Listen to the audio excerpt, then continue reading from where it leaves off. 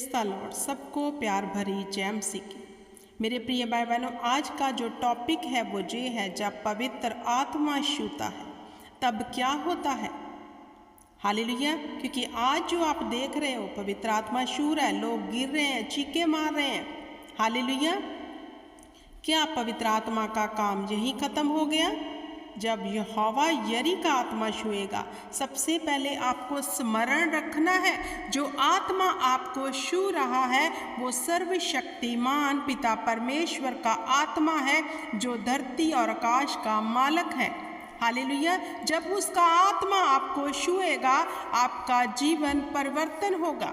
अब हमें देखना है कि जब खुदा का आत्मा हमें छूता है, हम चर्च में जाते हैं, गिर जाते हैं, उसके बाद का जीवन हमारा कैसा है?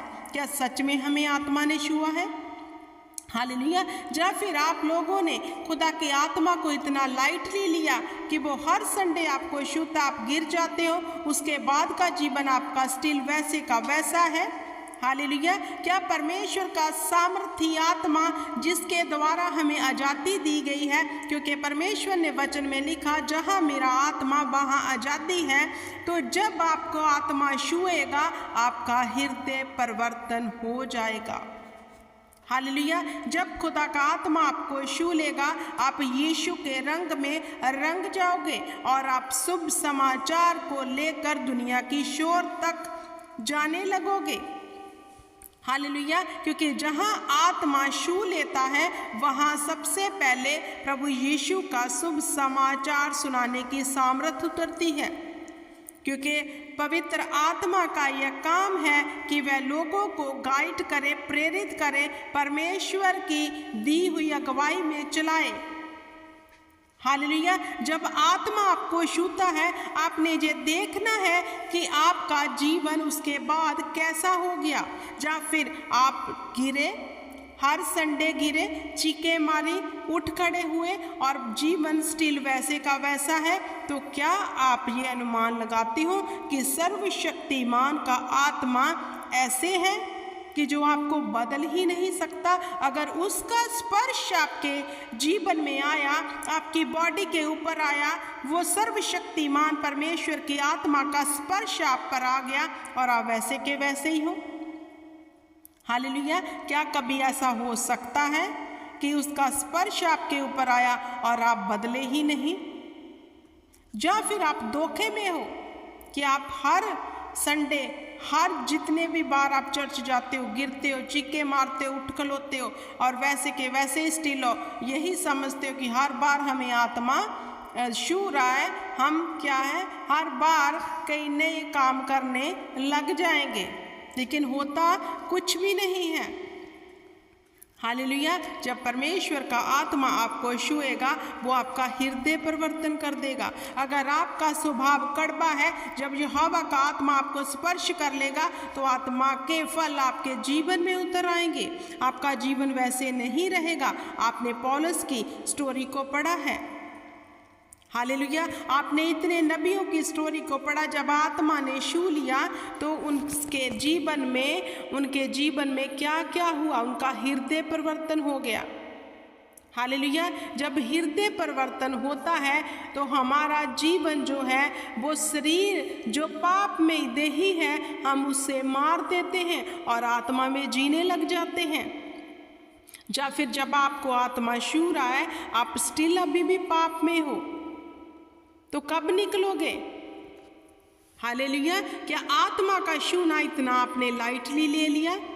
वो परमेश्वर का आत्मा है, वो छूता है, कोई शक नहीं है। वो हम पे उतरता है, कोई शक नहीं है। क्या उसके बाद हम जीवन बदल रहे हैं या फिर नहीं? आजकल हम चर्चों में देख रहे हैं, अलग अलग तरीके से लोगों के ऊपर आत्मा उतर रहा है। हालेलुया। वो शांति का आत्मा है, गड़बड़ी का नहीं। देखो आपको किसका स्पर्श हुआ है। हालेलुया। क्योंकि जब परमेश्वर का आत्मा छुएगा तो आप अपना हृदय परिवर्तन होता हुआ देखोगे। आप अपने जीवन को चेंज होता हुआ देखोगे, अपने स्वभाव को चेंज होता हुआ देखोगे। हालेलुया। आपके काम में तब्दीली आ जाएगी। सबसे पहले आपका हृदय ही परिवर्तन करेगा। जो हमने देही पाप के लिए जीवित की हुई थी, सबसे पहले वो पाप के लिए मर जाएगी जब यहोवा की आत्मा का स्पर्श आपके ऊपर आएगा। हालेलुया। अब हमें देखना है क्या हमें आत्मा छू रहा है। हालेलुया। क्या वो आत्मा का टच है, या फिर हम जो अपनी ही अभिलाषाओं के कारण पाप में फंसे हुए हैं, वो ही जब चर्च में जाता है अभिषेक के नीचे शैतान जो है उछलता है, चीखे मारता है और आपको लगता है कि आपको आत्मा ने बहुत भरा हुआ है, क्योंकि आत्मा जब भरता है तो काम होता है। जब पवित्र आत्मा आपको अपने सामर्थ्य से भरेगा तो उसके काम आप पे प्रगट होंगे। तो देखना है जाकर कि आपके ऊपर पवित्र आत्मा के काम प्रगट हो रहे हैं या फिर नहीं। आप डे बाय डे, आप अंश बाय अंश पवित्र आत्मा की अगुवाई में चलने वाले बन जाओगे। अगर आपको पवित्र आत्मा ने सच में छुआ है तो आप अपना हृदय परिवर्तन होता हुआ देखोगे। अगर नहीं देख रहे, आज भी स्टिल वैसा ही नेचर है, वही काम करे, वही हेरा फेरी, वही रिश्वतखोरी, वही गुनाह, वही पाप। हालेलुया। क्या पवित्र आत्मा का स्पर्श आपने इतना लाइटली ले लिया कि वो आपको बदल नहीं सकता? वो आत्मा है जिसने प्रभु यीशु मसीहा को मुर्दों में से जिवा उठाया, वो आपकी निश्वर दैया को क्यों न जिवा उठाएगा? वचन कहता है। क्या उसका आत्मा इतना लाइट है कि वो आपको स्पर्श करे और आपका जीवन न बदले? हालेलुया। अंधकार की ताकतें जो इंसान को घेरी रहती हैं, उससे बाहर निकलने के लिए हमें अपने जीवन में झांकने की ज़रूरत है। क्या हम जगत की ज्योति प्रभु यीशु मसीहा के पीछे चल रहे हैं? क्या हम उसकी आज्ञा में चल रहे हैं? क्या हमने ऐसा काम किया है कि अब हाँ, आत्मा चाहता है कि मैं इसका जीवन बदल दूं? क्योंकि जहाँ परमेश्वर का आत्मा वहाँ आज़ादी है। जब आत्मा टच करेगा तो आज़ादी आ जाएगी। आप जो पाप के गुलाम थे उससे छूट जाओगे। आपके जीवन में सच की आज़ादी आ जाएगी। जो गुलाम हम इतने टाइम से अंधकार की ताकतों के साथ थे, जब पवित्र आत्मा छू लेगा हम आज़ाद हो जाएंगे, क्योंकि जहाँ आत्मा वहाँ आज़ादी है, वचन बताता है। तो देखना है जब पवित्र आत्मा का स्पर्श आपके जीवन में आता है, क्या आप आज़ाद होते हो? हालेलुया। मैं ये नहीं कहती कि उसी दिन उसी टाइम आपका जीवन जो है बदल रहा है, वो अंश अंश करके आपको बदलता जाएगा, लेकिन देखना क्या बदल रहे हैं?